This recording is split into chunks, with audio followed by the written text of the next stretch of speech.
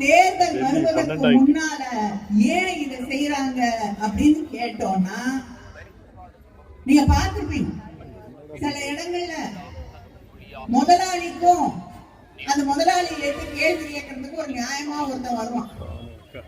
அது கேள்வி கேட்டுட்டு இருக்கும் போது நடுவுல ஒருத்தன் பூந்து முதலாளிக்கு தான் தான் எல்லாரோடையும் லாயலா, நான் தான் அவருக்கு சிறந்த அடிமை என்று சொல்லக்கூடிய வகையில முதலாளி பதில் பேசுறதுக்கு முன்னாடி வந்து பூந்து இடையில பூந்து அடிப்பான், சத்தம் போடுவான்.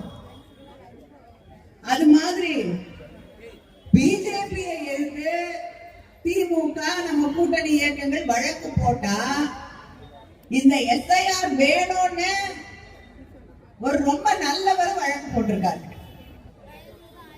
முதலாளிக்கு நான் தான் சிறந்த அடிமை என்று சொல்லிக் கொள்வதற்காக எடப்பாடி பழனிசாமி அவர்கள் ஒரு வழக்கை போட்டு எஸ்ஐஆர் வேணும் வேணும் வேணும். எந்த எஸ்ஐஆர்? தமிழ்நாட்டு மக்களுடைய வாக்குரிமையை திருடக்கூடிய, பறிக்கக்கூடிய, அடிப்படை உரிமையை நசுக்கக்கூடிய எஸ்ஐஆர் எங்களுக்கு வேணும் என்று சொல்லக்கூடிய ஒரு நிலை இங்கே இருக்கிறது. நமக்கு தலை நிமிர்ந்து சொல்லிக் கொள்ள முடியும். மிகப்பெரிய ஒரு படை இருக்கிறது அதை சரிபார்ப்பதற்கு. ஆனாலும் யாரை எதிர்த்து நாம் போராடி கொண்டிருக்கிறோம் என்பதை நினைவிலே வைத்துக் கொள்ள வேண்டும்.